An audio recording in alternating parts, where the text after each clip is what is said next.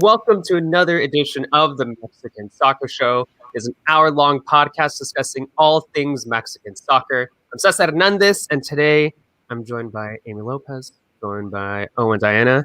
Start with you, Amy. How you doing? I'm fine. Can I just say I really hate the fact that our intro is like 2 minutes. Although I kind of understand why it's 2 minutes. It just bothers me because from a production standpoint, we go, all right, we're ready to go. And then we kind of just sit there for like 2 minutes. And it is kind of weird, right? Because it's like we're used to like Wiso's not here. I'm allowed to complain today. So yeah, let's just complain about Wiso. But it's weird because I feel like in the past we just like would dive into the pod, and then now it's just like let me drop some sweat. Let me see if I fix my headphones. But anywho, we also have before we just dive in too much about boring behind the scenes podcast stuff, we also have Owen. Owen, how are you?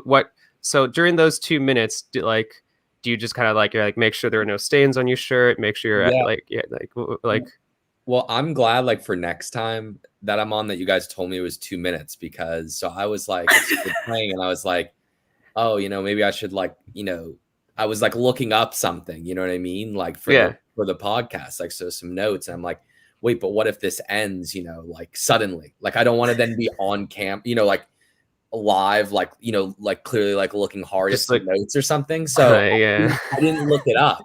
If I'd known it was 2 minutes, then I would be like, okay. Also, time to do this, to pull this don't out. Even worry, Owen, because I completely forgot that there's a countdown to tell you. So I was literally like, okay, when the hell is this gonna end? And I was like, oh, okay, there's my cue. Because I was like, where do I end it again? But then I was like, okay, there's my cue. We're good to go.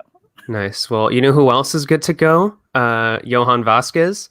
He's now in Italy. Yeah, that's pretty exciting. Should we start off there?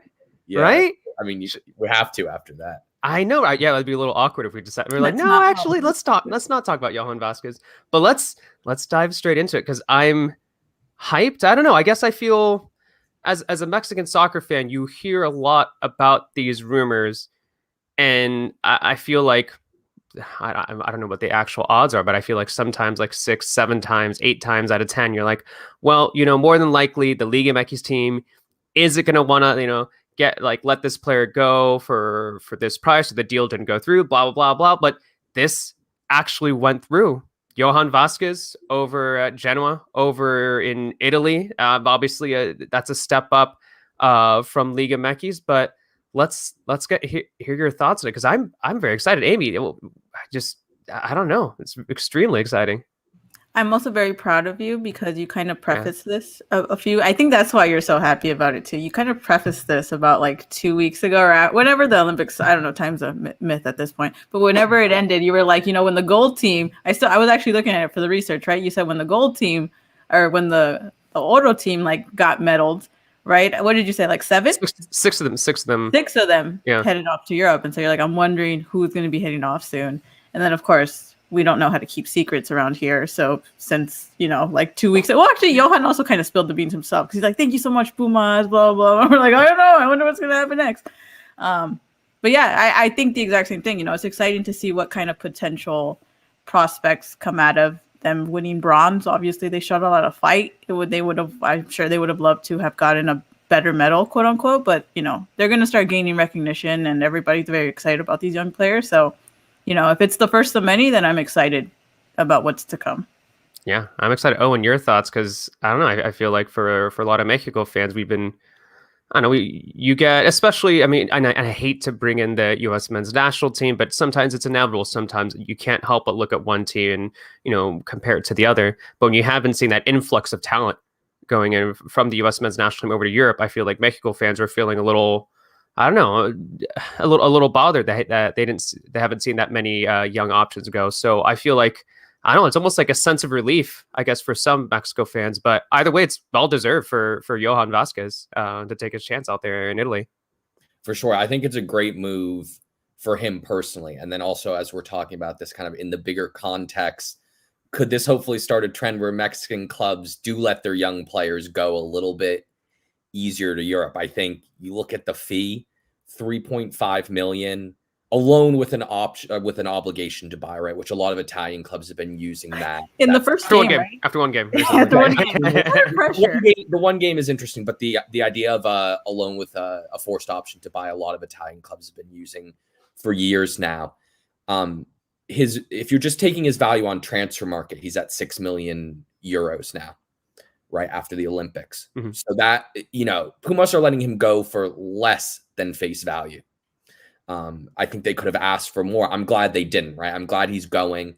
I think you look at he'll be the sixth Mexican in Serie A, fifth defender. None of those previous defenders have really had much success or lasted that long in Italy. I think that Genoa is the type of team they're usually fighting against relegation or mid-table fodder, right? But I think there are that almost favors him in a sense where it's like, okay, he'll have a lot of work to do, right? And they're not a team. You saw a little bit at the Olympics. I think sometimes, Montes is not the fastest defender either. That wasn't a very speedy partnership. They struggled against Japan in the first game, for example. I think Genoa was not a team that's going to be playing with an extremely high line, right? Mm-hmm. And Ballardini, the coach, plays with a back three. So if he ends up working his way into the starting lineup, which we hope for, right, he'll have that extra protection. And looking at who his direct kind of competition could be, it would probably be Andrea Masiello, who's 35. So there's a veteran presence there. It doesn't mean he's not going to play anymore this year. He played 30 times last year in Serie A, but I think there's definitely ample opportunity for Vasquez to get a lot of minutes. And then on the idea of hopefully this also starts a wave of different players from the bronze medal team moving to Europe. We'll have to see. The rumors aren't really pointing to too many other players on that team leaving in this window. I think potentially January or next summer you'd see. I think, Cesar, you would know better than I, but that when those 6 players from the 2012 team ended up going to Europe, that was not all in one window. That was staggered. Correct. Well, so I would expect to see that again. Potentially maybe 1 or 2 more this window, but again, right, things can change quickly in the last couple of weeks of the market, but right now there's no one who's seemingly on the doorstep of a European move. Yeah, if I remember correctly, I should remember, I literally wrote that tweet like last week. I think it was Ache and Diego Reyes who eventually made the move to Porto. And then after that, it was kind of like a gradual, like you said, it was definitely kind of a gradual thing. So it wasn't an immediate thing. And I imagine that some of these players moving, who I do anticipate will go to Europe, it's not going to be immediate either. But once again, I mean, it's the big variable is, are some of these Liga MX clubs going to be willing to let go some of these players at a lower price? I mean, I know he, wasn't involved in the Olympics, but we did see the situation with Celta Vigo and Orbelin Pineda. The president of Celta Vigo, actually it was interesting. It was like in Galician. I had no idea what Galician was, but he's talking about like jogadores. I was like, wait, that's fascinating. But either way, there was this fascinating quote where the president of Celta Vigo was saying, just like, yeah, we think Orbelin's great. We want him to come over here, but just hasn't worked. So it's like you have these situations where, once again, and I get it from a financial standpoint, where if you're a Liga MX club and if you buy the contract of a player like at a certain level, and if you want to resell that player for a higher level, you're looking to make you're looking to make a profit. You're looking to make some money from some of these moves. And sometimes what Liga MX clubs have to do is they kind of have to recognize what's better for the actual player and be willing to take a little bit less. Or what you do actually sometimes see, if we're going to make the comparison once again to the U.S. men's national team, what you see some of those MLS clubs doing is that they get a little creative. Yes, they don't go for extraordinary like prices, but they do work in some things in the contract when it comes to reselling, when it comes to other little details where some of these teams could potentially get a little bit more money. So maybe down the line, will we see more Liga MX clubs selling players at a lower price? I'm not entirely sure,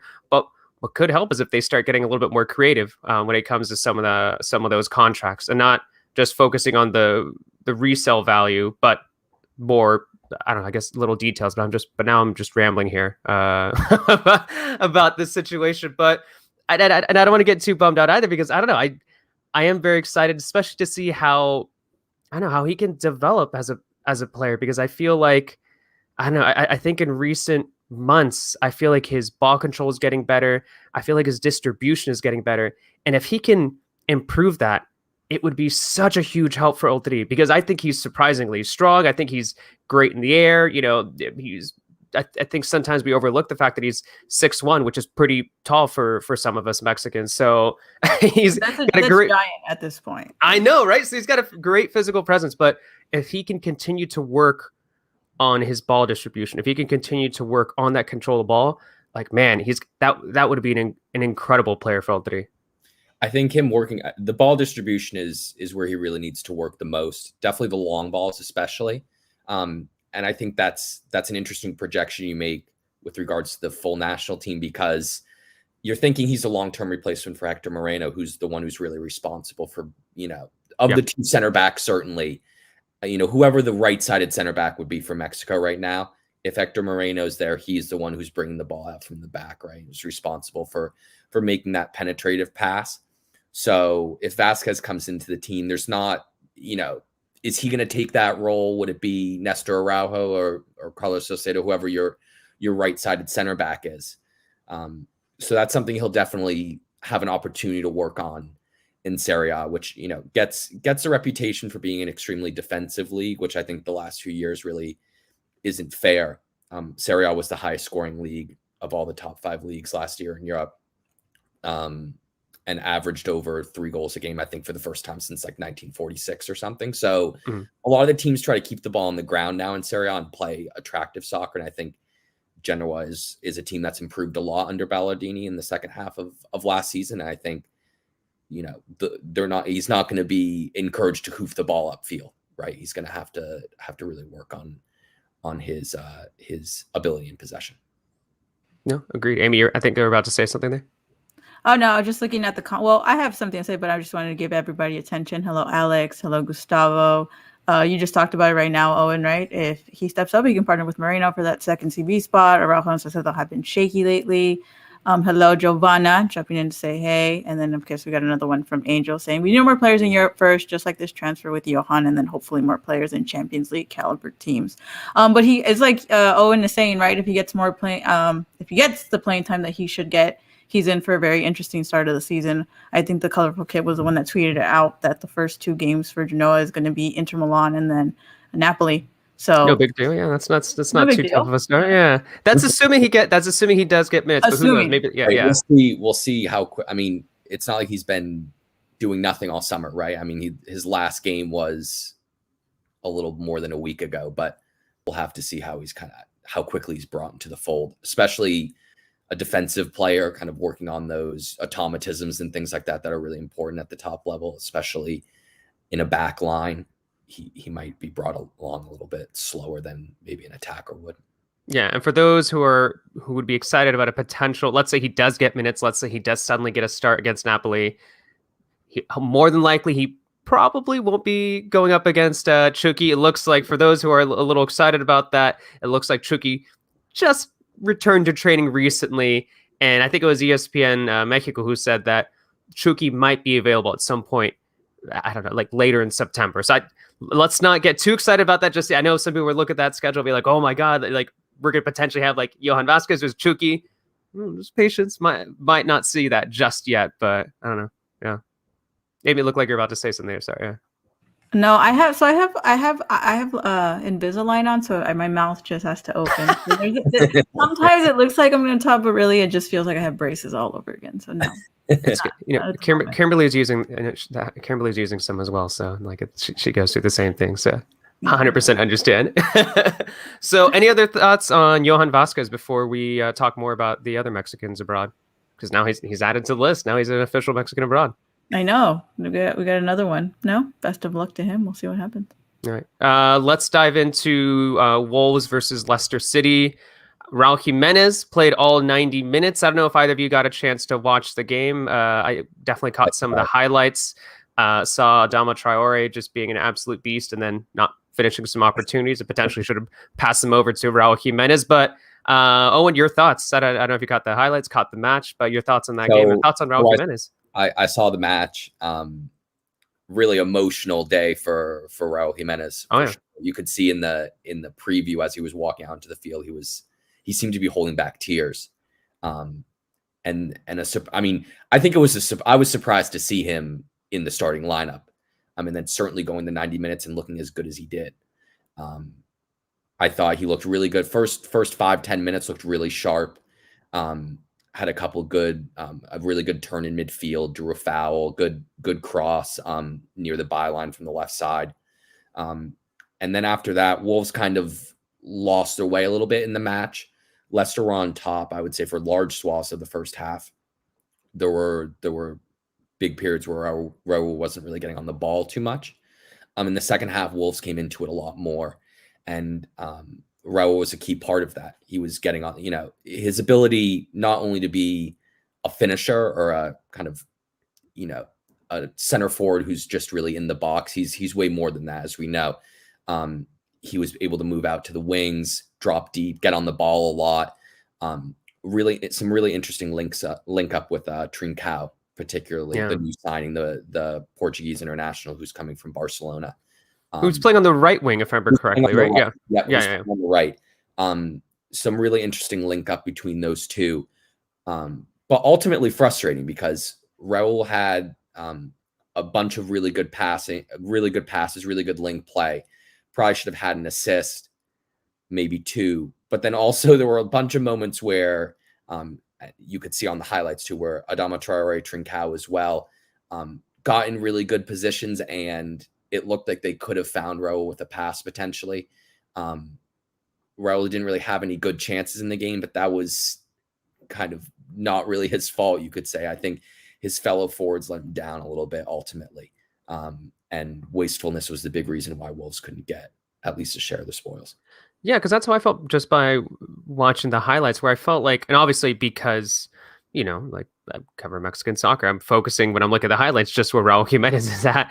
And I feel like in numerous situations, like, yeah, he was giving a few like good key passes, but I felt like his positioning was still really good. And he put himself in good spots, but just the ball just didn't go towards him. I feel like, and obviously, Wolves are going to need to readjust. This is what I know. There's a preseason. I know he's been taking part in trainings, but this is what his first literal official game back since injury. So I think it's going to need a little bit of time. I think once again, fans are going to need to be patient. And even though, Tata did say, I believe it was in July, he did say that like, oh yeah, we're going to hopefully count on Raul in qualifiers in September. I think even that too. I'm wondering. There's a part of me that thinks, is that too early as well? Are we going to be asking way too much of Jimenez, in his return? So I think patience is what I'm focused on when it comes to Raul Jimenez. But at the very least, it was incredibly cool to see him back on the field, and I'm sure, like you said, Owen, that was a very emotional moment for him. To be back in playing in an official match in the EPL. Yeah, I mean, I think patience is definitely important, but he didn't look dead on his feet either. Yeah. Towards the end of the match, and I think one thing that was really encouraging, I remember bringing it up on the podcast a couple of weeks ago about, okay, well, what's going to happen with his heading? What is the head brace going to look like? The brace itself looked a lot less heavy than I was expecting, a lot lighter, and he was going up for aerial duels and winning them, and looked authoritative in the air, which I think is really encouraging as well, right? Especially considering you had the skull fracture, right? That's kind of like, with in an aerial duel. So that's kind of like, potentially the area where there could be the most mental block, let's say. Mm-hmm.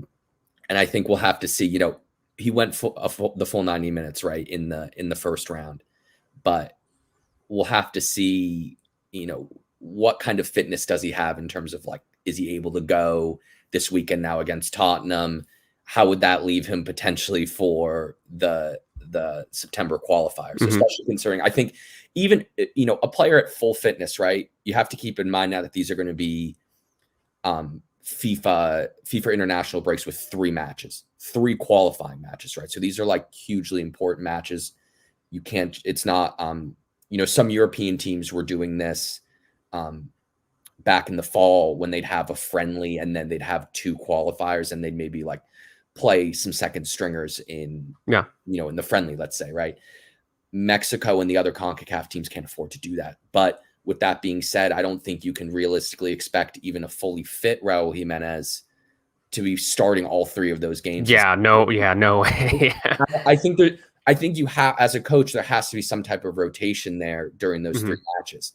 Now, with Raul just coming back, just having played his first full 90 minutes, although he looked really good, really sharp, I don't think you can expect him. Certainly, you can't say he's going to play every minute in September, right?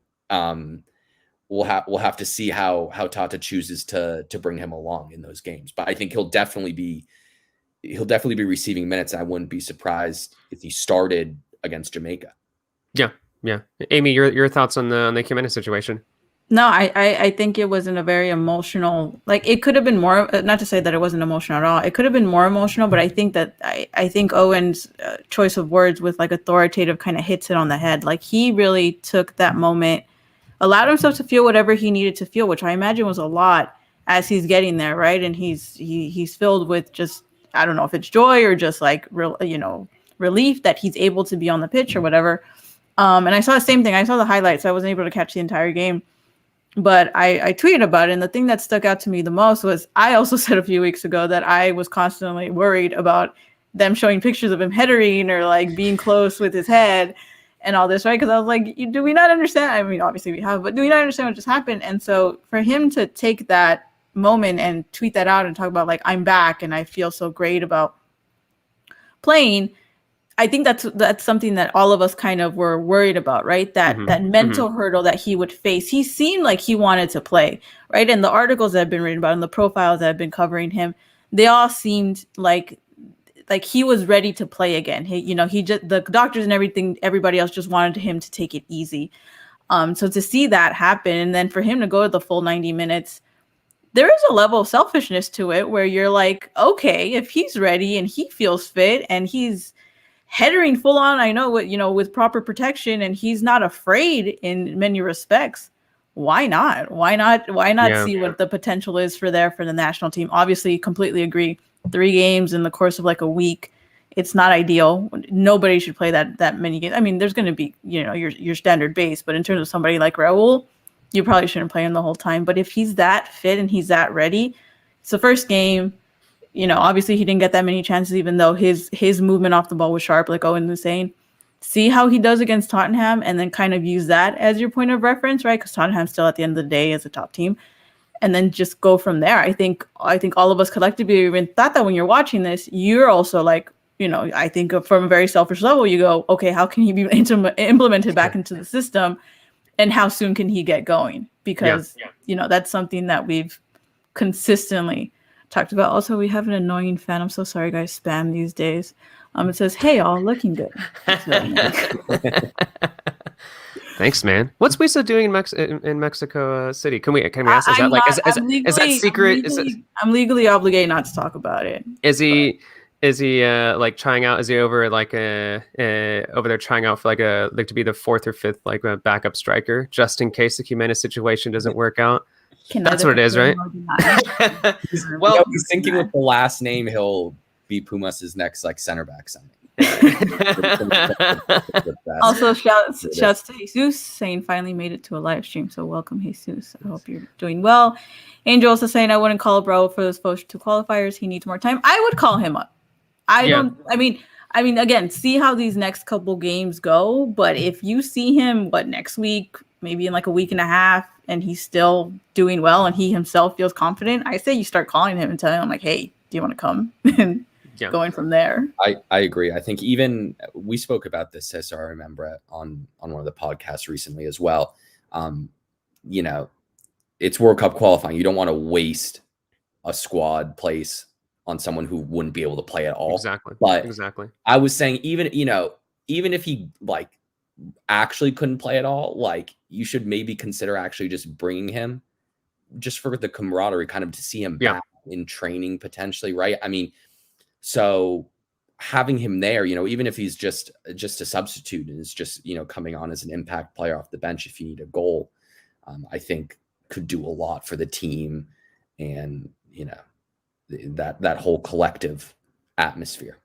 Yeah. Well, at the very least, one player who could be getting minutes in those qualifiers is someone who made their La Liga debut recently, JJ Macias.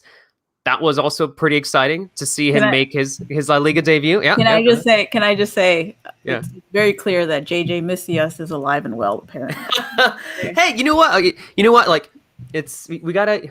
I feel like for I didn't even watch it. Like, how close was it? I haven't even seen. It was. Okay, it was like literally. It was like like Amy Cohen league sitter miss or it's was it Oribe like off the post? Here's the post. Here's the goalie. This is our live dramatization. Here's Macias. I don't know how to properly convey this. He was off. I think he was offside regardless. No.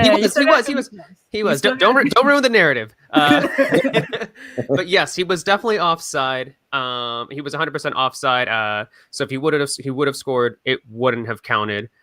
He had a shot from distance, which wasn't too bad. But I think in a game like this, when he comes off the bench, and it was clear too when you were watching him in the second half appearance, that there are a lot of players who justifiably within Getafe who don't trust him yet. Because once again, I'm like focusing just on Macias, and there were several times where he was open for an opportunity. He was open during some of his runs, and his teammates looked elsewhere, whether that be a lateral pass, whether that be towards a different option in the attack. And I think that kind of makes sense for now. So I feel like, we like Jimenez, we got to be patient with Macias too, but for different reasons, because he literally just showed up. You can't parallel them, but no way. You just have that yes, your mouth. He just showed up. What do you mean? Yeah, he hasn't unpacked all the boxes in his apartment. Macias just can't put the ball in the back of the net. These are two different things that should not. He hasn't hung up his Bofo poster up on his wall. Like, he hasn't give him time. Give him time to adjust. How much more time does he need?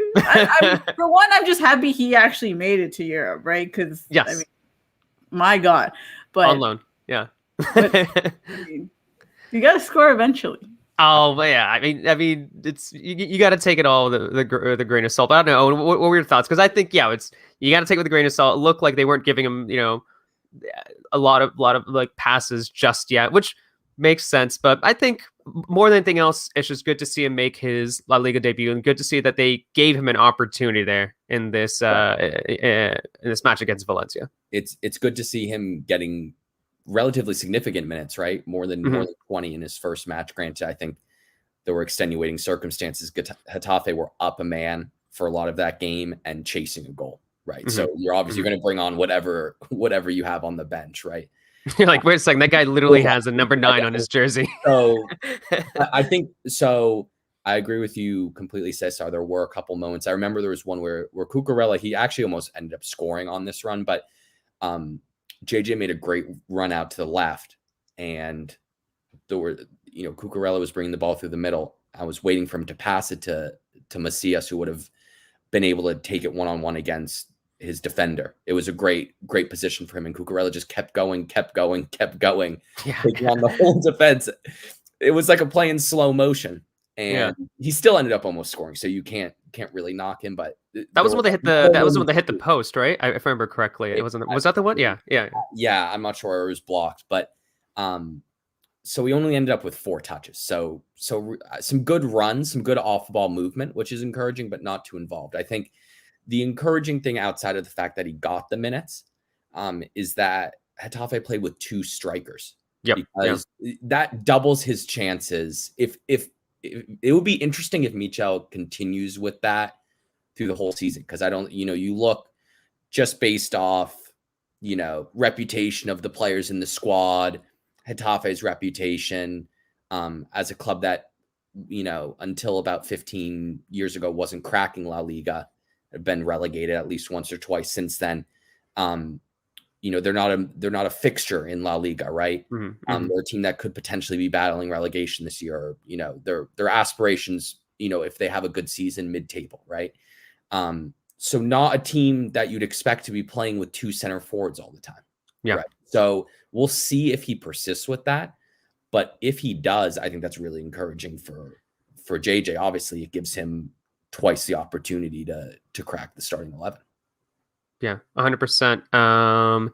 And looking elsewhere in the Mexicans abroad, we got to give a shout out to Gerardo Arteaga, who got an assist for Genk. That was his first assist of the season, so just needs 4 more to equal his tally from last season. It wasn't as if he played poorly last season too. I mean, just from the glimpses that I caught, like from him playing last season, I was pretty impressed, and I feel like that kind of not showed itself entirely for the Mexican national team, but I felt like there were definitely moments when you were kind of convinced, like, okay, maybe this could be someone who can surpass Gallardo at the left back position. Maybe that says more about Gallardo's drop in form. Maybe it says more about the potential that Arteaga has, but I feel like this is another step forward for him. And yeah, I don't know. I think that he doesn't get nearly as much attention as some of the other players abroad. Maybe it's due to his positioning. Maybe it's due to the fact that, you know, there might not be a lot of soccer fans out there who know about Genk or even know that they are actually a professional team in Europe. I'm not glad there are sometimes you talk to some casual fans who are completely unaware of him playing in Belgium, but I've been impressed by him, and hopefully this continues, because I don't know. I mean, I'm not 100% convinced, but man, I'm like one good like Mexico game away from saying that, yeah, 100% he should be starting over Jesus Gallardo at left back. Yeah, I mean, I think he's certainly good competition for Gallardo, if nothing else, right? At the very least. I think we'll see. I think certainly if you're projecting it out for the first few qualifiers, Gallardo is one of the players who's gotten the most minutes under Tata. I'd be surprised, even though he did kind of give him that slap on the wrist earlier in the summer by playing Osvaldo Rodriguez a couple of games. I'd be surprised if Gallardo isn't the starter against Jamaica. But Arteaga's right there. A great debut season by all accounts last year in Belgium, and carrying on certainly at the very beginning of this campaign. You know, the Belgian league again, like you're saying, Cesar, I think, you know, doesn't get the attention maybe that he deserves. I think part of it is the position. Also, the league, you know, the Belgian league also just isn't as accessible, right? Isn't as followed. But I think it's encouraging that he's making a name for himself at Genk. Not to put him at the level of any of these players I'm about to mention, but you look at players who either came through the Genk Academy or played at Genk and then went to other teams. You're looking at Kevin De Bruyne, Thibaut Courtois, Wilfred Ndidi, Edu Koulibaly.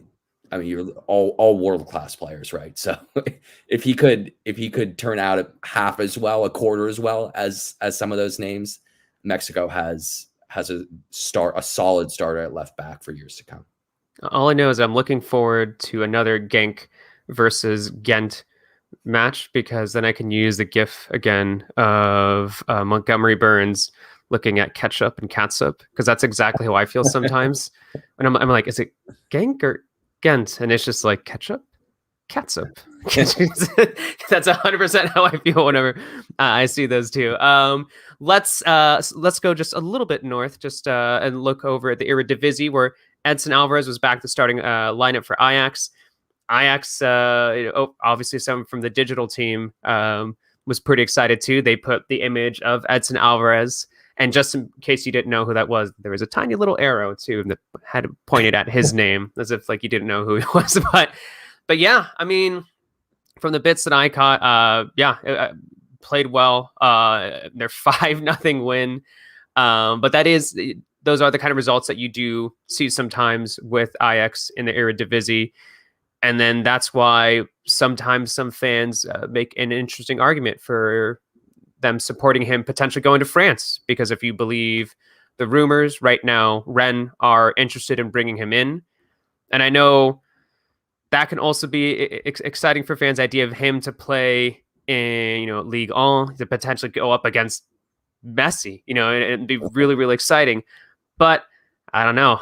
I think even though you could make the argument that Liga is stronger than the Eredivisie, if Edson were to go, I mean, he's already playing. What I'm saying is he's already playing Champions League soccer with Ajax. He already has an established position with Ajax. And Rennes, last I checked, I think they're doing Conference League qualifying right now. So They're a team that's around the Champions League. I think they were in the Champions League, if I'm not mistaken, last season. But I meant this upcoming season. Yeah.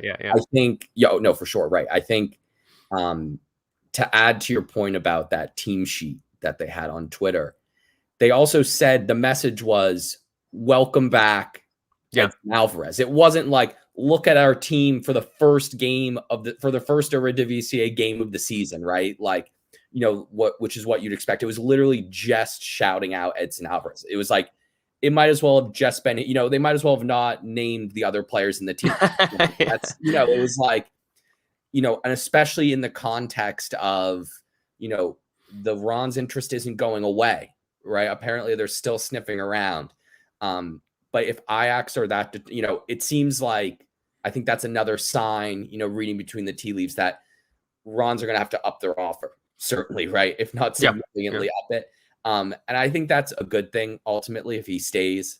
I think the French league is probably a step up on the Eredivisie, but I think it's a sideways move at best, going from the best team in Holland to, an upwardly mobile team in France, but a team where you're not expecting every year to qualify for the Champions League or contend for that, right? Or even be playing in the Europa League every season. So I think it's good if he stays in Holland. I think you look, he had a great second half of the season last season, but before that he was questioned a little bit. By some of the Ajax legends as well, right? So I think if he has a really strong campaign here this term, he could potentially earn a move to a bigger club, right? But I think he's still, he's proven himself within kind of the Ajax support within the club, right? There's a trust now, but I think if he could have another really strong season, he'd start hopefully earning interest maybe from a club in a bigger league. Yeah, agreed. Amy, your thoughts on Edson Alvarez? I don't know if you heard the rumors. Would you want him to leave? Would you want him to stay in Ajax? What are you expecting from him this season? Is he also going to be potentially playing another Mexico game soon, where he's going to have to wait for Olimpia to finish his dance, where he can then celebrate with him? Anything and everything, Amy. I don't know. I'm just happy that Messi doesn't listen to our pod, because Owen's over here bashing the French league and talking about people shouldn't move there. So if he was moving to a better club in France, if he was moving to a Lyon or a Marseille, I would potentially support that. But I think he should. Yeah, I agree. I was just pulling your leg off. I agree. Man, he's gonna have a blast. He's gonna be like hanging out in Paris. I don't know, man. Just like aside from the soccer, man, he's gonna be having an absolute blast over there. No, Messi, it's fine, man. Do your thing. Was it Edson or was it another Mexican abroad that had issues with his family, like meeting him up in? That was Edson. Edson. Right? Yeah, and his family wasn't, when he first moved over to the Netherlands. His family they weren't living with him. And I think that did have an impact about, let's say, that first half of the season that Owen was talking about, where he wasn't playing well. He was getting some criticism from fans. And I don't know, he just took over in that second half of the season. I don't know if things were resolved with his family, but yeah, we even saw some local, like, I forget the name of the blog. There's some sort of blog that does like Eredivisie stuff over there in the Netherlands, who named him as one of the top players of the season. It was pretty cool to see this complete turnaround, and I don't know, I've been absolutely impressed with him. And I mean, he's going to continue being an important player, not only for Ajax in the near future, or at least looks like potentially in the near future, but also obviously with Ultri, if he continues to play at this level. But any other thoughts on Edson Alvarez before we move on to some rumors? I think just adding quickly to your point about how he's really won the fans over. There's that great video of him at the end of the season when they'd secured the title. Kind of below. I think he was at the stadium. He was like up above, and they were all like, there was like a whole horde of fans down below, like chanting his name and screaming for him. So I think that was really cool. He's kind of won the fans over, certainly. And I think although there was some criticism of his performance, certainly in the final against the United States, I thought he was arguably Mexico's best player over the course of the Gold Cup. So I think he's really stepping up with the national team as well. All right, so let's move on to some other rumors regarding Tecatito potentially heading over to Sevilla. And it seems like these are some pretty legit rumors because we're not only seeing numerous people talking about this report, but we're also seeing even Fabrizio Romano reporting that Sevilla are in advanced talks with Porto for Tecatito. I think this one's interesting because, I think some fans are a little maybe hesitant about Edson going over to Ligue 1. Things are working well, with Ajax, but I feel like it's almost like it's almost the exact opposite with Tecatito and Porto. It's like he's already won them over for years now. He won like player of the season. He won literally like every single individual award he could potentially win with Porto. And I think a lot of Mexico supporters have been waiting for him to take a step up, and it'd be great to see him not only continue to play Champions League soccer, but to play in a better league. And I think there's no real arguments about that. And if he was able to make the move up to La Liga. So fingers crossed that this goes through.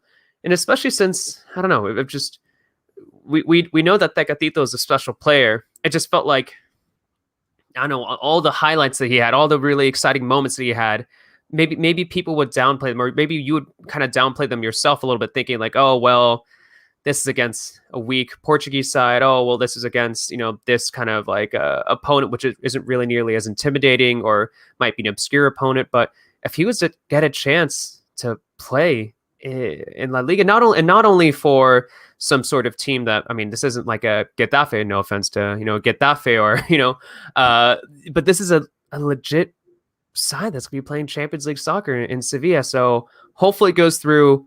That would be incredibly exciting. And I'd be thrilled. I know, Amy, your thoughts on this, because I really do hope this goes through.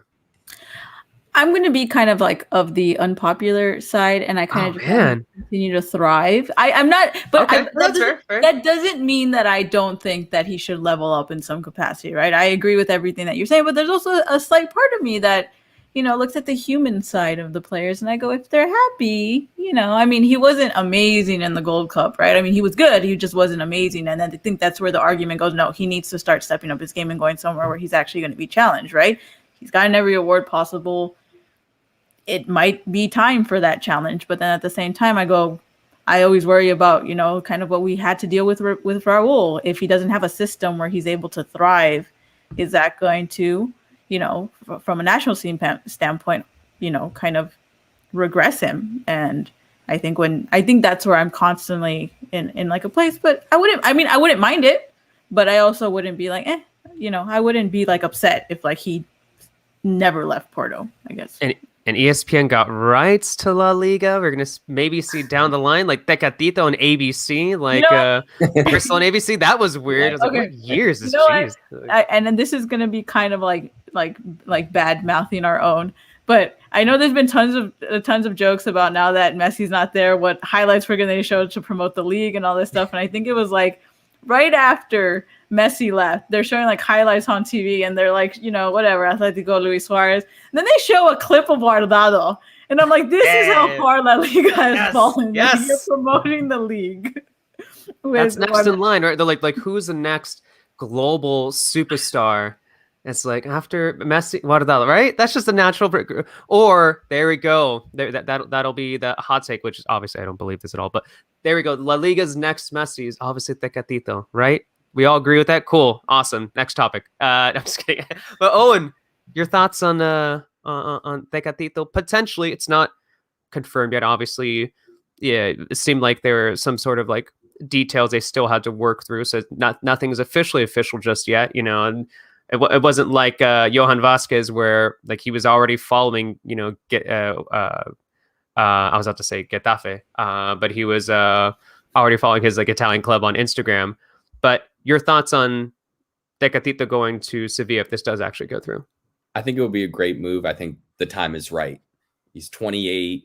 He's running into the last year of his contract now, which is going to reduce the transfer fee. 12 million euros is a lot more accessible, or that's, the price that's being quoted, right? That's a lot more accessible than his release clause, which was at 30 million euros, I believe, at one point. Mm-hmm. I think what's really an important factor to have in mind is that Julen Lopetegui is the coach at Sevilla, who coached Tecatito in his first season at Porto. Exactly, yeah. Lopetegui's been trying to get Tecatito now. This is not the first time. I think in previous windows, I think last summer potentially as well was trying to get him. So the coach knows the player and the coach wants the player. I think that's a huge factor, right? And then there's no language barrier. We've seen Guardado settle well in the south of Spain. Seemingly Lainez is starting to find his feet there as well. I think, it's a league, it's a country that's propitious for Mexican players having success, right? Mm-hmm. And then you add the fact that it's one of the better teams in Spain. The coach knows the player knows the coach. I think it's a really good move if it does end up going through. All right, so let's move on to somebody wrote Jose Hernandez said wasn't Alex Alcala the last Mexican Messi? I think that's the kid who's from the Central Valley in California. I think he's still I think that guy is in the LA Galaxy 2 system, and he's only like 15 or 16 or something like that. I think City made a move. I think he might now be tied down to City as well. Okay, so the Mexican Messi will sign with City before the actual Messi would make some sort of deal with City. Okay, once again, the natural progression. You don't have Messi, so you hype up Guardado. You can't sign the Messi, so you sign Alex Alcala. That makes a lot of sense to me. Amy, you provided a nice little schedule here for the Mexicans abroad this week. You want to give us a quick rundown? What are you excited about, like, for the games this upcoming week? What are you not excited about? I think the game to look forward to, obviously, like Owen was talking about, right, is Wolves versus Tottenham. Let's see if Raul starts again. Let's see how many minutes he gets, if he plays another 90, and just how his performance goes. Obviously, like you guys both mentioned, he wasn't given the opportunities he should have been given. Let's see if that's different this time around. So that'll be on Sunday. We've got World Cup qualifying. World Cup qualifying. My God, I can't read. We've got Champions League. Already? Oh my God. Champions League qualifying. Someone call Tata. Like, I'm tired, man. All right, I've been up since like 7 o'clock in the morning. It's been a long day. We've got Champions League qualifying. PSG versus Benfica on Wednesday. Like we just mentioned, Genoa versus Inter Milan on Saturday. We'll see whether or not Johan gets some minutes. Ajax versus Twente on Sunday. Atletico versus Elche on Sunday. Napoli versus Venezia on Sunday. And if you also a quick plug, because he was originally Owen subbed in, super sub out here, but TCK, the colorful kid, was actually supposed to be on the pod. He's sick. I hope he gets better, but he has a great calendar on his website where you can get all the information about the Mexicans abroad, and I think you can actually subscribe to his calendar. So any information there, go ahead and check it out. I was looking forward. I was obviously it's nice to talk to you too, Owen, but like, I was gonna bother him because I went to there is a Chicago hot dog spot that opened up like a few blocks from my house, but I wanted to see if he would judge me because it was like it's a vegan Chicago hot dog spot. I wonder if that's like blasphemous to eat like vegan Chicago hot dog. At the very least, I didn't put any ketchup on my Chicago hot dog. I know that's a big deal to put ketchup on your Chicago hot dog. I didn't do that. I stopped Kimberly from putting ketchup on her Chicago. I'm like, you can't do that here. That's not allowed. Anywho, that's I was about to literally bring that up. But Chivas del Norte, they're saying, did we miss the Vega to Porto talk? Yeah, so it looks like, at least according to the rumors and reports, I don't know if you two have seen anything else, but it looks like Chivas turned down a potential offer from Porto. I forget the exact price that was being reported, but if I remember correctly, Chivas turned them down, and we'll see if there's still some negotiations. There's still some sort of conversation about him potentially going abroad. But I imagine after taking part in the Olympics, I imagine his value is only going to go up, and especially since he is a very, I don't know, I don't think it's too ridiculous that he's a very crucial player for the Chivas setup right now. So yeah, I don't know if any of you two have seen anything else, but from what I've read, I forget the exact reported number, but Chivas apparently turned down an offer from Porto. I think that's going to be another challenge that we're going to see, right? Just like we were talking about, whether Liga MX teams are actually going to want to, kind of sell lower, and especially for a team like Chivas, obviously that becomes such a valuable potential sell. So, we were actually talking, or Wisa was actually talking about this on another pod about it's funny that people outside of like Mexican soccer don't understand how many barriers you actually have to face to try to get to Europe.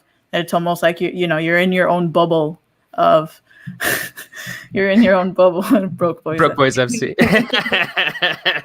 Johan is saying, I think the offer was 8 million. Chivas wants 10 million. So I mean, it just becomes like another hurdle that they have to face, right? And comfortability at another stance, because Chivas wants 10. I mean, they can't really afford anything. Obviously, they're broke, but it just becomes like this whole other hurdle that we start seeing for potential Mexicans heading to Europe. So yeah, it's weird. These like idiosyncrasies of like Mexican soccer, and I've always said the market is insular, and it's even more interesting with Chivas because then if they want to buy a player, clubs will know that, because of their policy that they can, sell them for a little bit more. And then if Chivas want to sell those players off, especially to a European team, obviously they're going to want to make a little bit of money, a profit off that too. So obviously it becomes very, very complicated for Chivas. But hopefully that'd be, at least speaking from like, Mexican national team fan, that'd be pretty cool to see someone like Vega get a chance abroad. But obviously I'm sure Chivas fans would be a little hurt if he was to go abroad. I would say especially after losing Macias, but I don't know. All you Chivas fans are way too critical on Macias. I thought he was. He wasn't like amazing like last season, but I thought he had some crucial goals. I thought he found the back of the net. A number of opportunities there. But I don't know why I'm deciding to like fight with Chivas fans right now. But they provoke you. It's their own fault. That's true. The territory of communicating with the Chivas people on the timeline. I fight with VAR all the time. It's totally cool. It's a normal thing.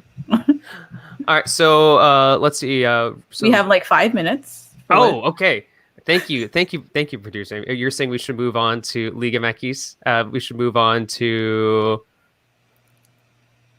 Is that what you're? I don't know. Was that what you're going to say? I would just like to remind you all that my children have been banging on the door for about 10 minutes. So we have a good like 5 to 6 minutes left. All right. Amy said we have 30 minutes left. So no, I'm just kidding. Owen, really quickly, looking at the Liga MX weekend, we saw Amelia getting a narrow win over Atlas. Cruz Azul getting a dominant 4-0 win over Toluca. Leon getting a 3-0 win over Mazatlan. I feel like those are some of the results that kind of highlight the weekend. But what stood out to you? If there was kind of like a talking point for you from the Liga MX weekend, what would it be?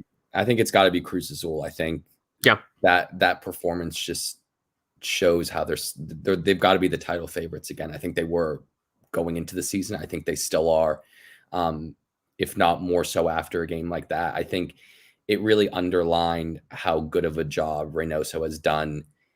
It's a squad game for Cruz Azul, right?